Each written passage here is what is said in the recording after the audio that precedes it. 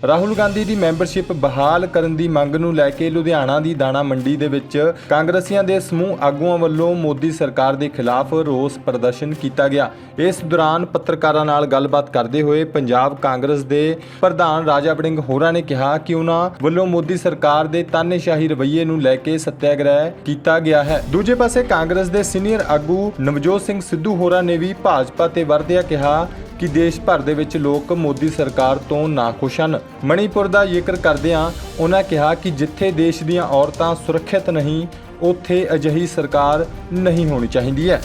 ਇਹ ਦੇਸ਼ ਦੀਆਂ ਉਹਨਾਂ ਤਾਕਤਾਂ ਦੇ ਖਿਲਾਫ ਸੱਤਿਆਗ੍ਰਹਿ ਹੈ ਜਿਹੜੀਆਂ ਇਸ ਦੇਸ਼ ਨੂੰ ਤੋੜਨਾ ਚਾਹੁੰਦੀਆਂ ਨੇ, ਜਿਹੜਾ ਇਸ ਦੇਸ਼ ਦੇ ਸੰਵਿਧਾਨ ਨੂੰ ਤੋੜਨਾ ਚਾਹੁੰਦੀਆਂ, ਇਸ ਲੋਕਤੰਤਰ ਨੂੰ ਤੋੜਨਾ ਚਾਹੁੰਦੀਆਂ ਨੇ। ਇਸ ਕਰਕੇ ਜਿਸ ਪ੍ਰਕਾਰ ਰਾਹੁਲ ਗਾਂਧੀ ਜੀ ਨੂੰ ਸੱਚ ਬੋਲਣ ਦੀ ਮੇਰੇ ਲੀਡਰ ਨੂੰ 2 ਸਾਲ ਦੀ ਸਜ਼ਾ ਦੇ ਕੇ ਔਰ ਉਹਨਾਂ ਦੀ ਐਮਪੀਸ਼ਿਪ ਖਾਰਜ ਕੀਤੀ ਗਈ, ਇਹ ਲੋਕਾਂ ਨੂੰ ਦੱਸਣ ਵਾਸਤੇ ਕਿ ਇਸ ਗੱਲ ਦੀ ਕੋਈ ਪਰਵਾਹ ਨਹੀਂ ਹੈ ਸਾਡੇ ਲੀਡਰ ਨੂੰ ਕਿ ਉਹਨਾਂ ਨੂੰ 2 ਸਾਲ ਦੀ ਸਜ਼ਾ ਕਰ ਦਿੱਤੀ ਗਈ ਔਰ ਉਹਨਾਂ ਦੀ ਸਦਸਤਾ ਰੱਦ ਕਰ ਦਿੱਤੀ ਗਈ।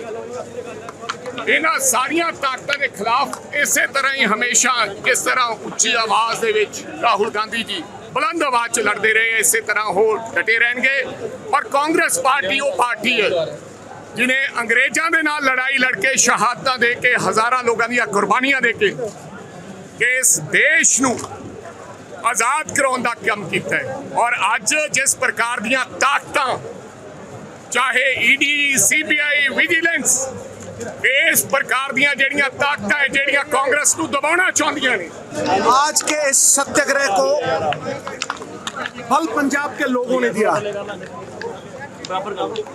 क्योंकि लड़ाई उस महाभारत की है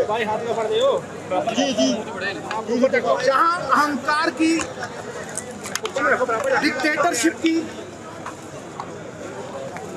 डिक्टेटरशिप की लोकतंत्र से है।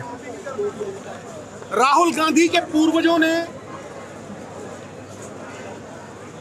श्री कृष्ण से प्रेरणा लेके आजादी की लड़ाई लड़ी और उस लड़ाई ने कई हीरो दिए। सरदार पटेल जिन्होंने राजे राणे खत्म करके लोकतंत्र की स्थापना की, संपूर्ण कुलीन तंत्र में रानी का बेटा राजा, राजतंत्र में जिसका बल वो राजा, लेकिन लोकतंत्र की स्थापना इंडियन नेशनल कांग्रेस ने देश को आजादी देके freedom eight midnight, Pandit Jawaharlal Nehru की वो स्पीच वो दी थी। और आज उन्हीं का बदलाव झंडा बरदार बन के लोकतंत्र का एक डिक्टेटरशिप से लड़ाई लड़ रहा है।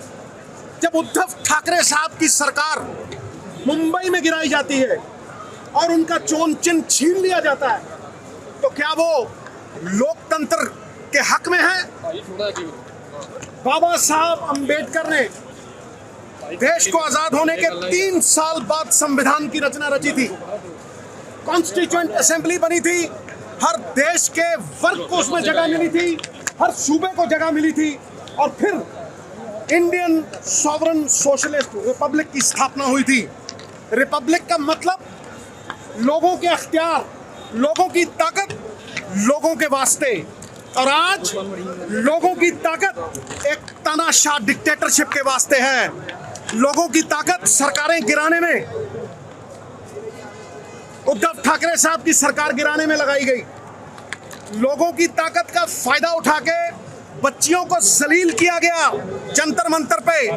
वो बच्चियों जिनका बल गौरवपूर्ण था पूरे देश के लिए, जिन्होंने पहलवानी में मेडल जीते, उन्हें जलील करके उस जगह से हटाया गया बगैर किसी वायलेंस के। उनका लोकतांत्रिक अधिकार छीन लिया गया। आज बल जो हर इंसान ड्रॉ करता है, मेरा ग्रंथ गुरु ग्रंथ साहब जी भी है और एक पॉलिटिशियन के होने के नाते मेरा ग्रंथ संविधान है, जिसकी रचना बाबा साहब अंबेडकर और हमारे पूर्वजों ने की। आज वो संविधान की धज्जियां उड़ाई जा रही हैं। उन बच्चियों को वहां उठाया गया। फिर मणिपुर में आप सोच के देखिए जो मणिपुर में हुआ है वो पंजाब में भी हो सकता है। हालांकि जुल्म करना अगर पाप है तो जुल्म सहना उससे भी बड़ा पाप है। बाबा नानक ने कहा, सो क्यों मंदा आखिए जित जम्मे राजान, उसे बुरा क्यों कहिए नंगा करके। अगर उनकी परेड की जाती है, जिस देश में दुर्गा माता की पूजा की जाती है, अगर उस देश में औरत को नग्न अवस्था में जलील किया जाएगा तो ये प्रमाण है एक डिक्टेटरशिप का। और मैं आपको बता दूं, सत्य की अगर कोई आवाज है जो लोकतंत्र की बेड़ियों को काट रही है, जो निर्भय होकर लड़ रही है, जो एक योद्धा बनके, एक योगी, एक कर्म योगी बनके सत्य की आवाज से झूठ की बुनियाद को खिला रही है, लोगों के अख्तियार लोगों को देने के लिए और किसी निजी फायदे के लिए नहीं, वो राहुल गांधी है। ये थोड़ा बहुत पसीना नहीं, अगर राहुल गांधी के लिए कांग्रेस के कार्यकर्ता को खून भी बहाना पड़ा तो हम पीछे नहीं हटेंगे, क्योंकि ये लड़ाई हमारी अकेली नहीं है। ये लड़ाई हमारी अस्मिता की है, देश की आजादी की है।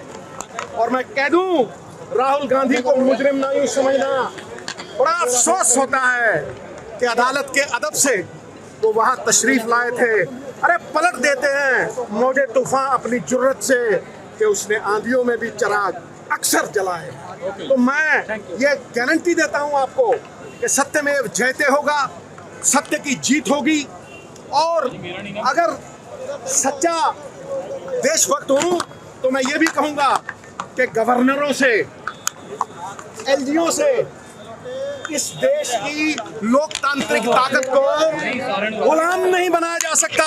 ਇਸ ਦੇ ਨਾਲ ਹੀ ਸਿੱਧੂ ਨੇ ਪੰਜਾਬ ਦੇ ਹਾਲਾਤਾਂ ਨੂੰ ਲੈ ਕੇ ਵੀ ਮੁੱਖ ਮੰਤਰੀ ਭਗਵੰਤ ਮਾਨ ਹੋਰਾਂ ਤੇ ਨਿਸ਼ਾਨੇ ਸਾਧੇ ਨੇ। ਉਹਨਾਂ ਕਿਹਾ ਕਿ ਭਾਵੇਂ ਇਸ ਸਮੇਂ ਲੋਕ ਮੁਸੀਬਤ ਦੇ ਵਿੱਚ ਹਨ, ਪਰ ਸਰਕਾਰ ਨੂੰ ਪਹਿਲਾਂ ਤੋਂ ਹੀ ਸਹੀ ਉਪਰਾਲੇ ਕਰਨੇ ਚਾਹੀਦੇ ਸਨ ਤਾਂ ਜੋ ਹੁਣ ਲੋਕਾਂ ਨੂੰ ਨੁਕਸਾਨ ਦਾ ਸਾਹਮਣਾ ਨਾ ਕਰਨਾ ਪਵੇ। ਹਕੀਕੀ ਟੀਵੀ ਪੰਜਾਬੀ ਲਈ ਲੁਧਿਆਣਾ ਤੋਂ ਸੁਰਿੰਦਰ ਸੋਨੀ ਦੀ ਰਿਪੋਰਟ।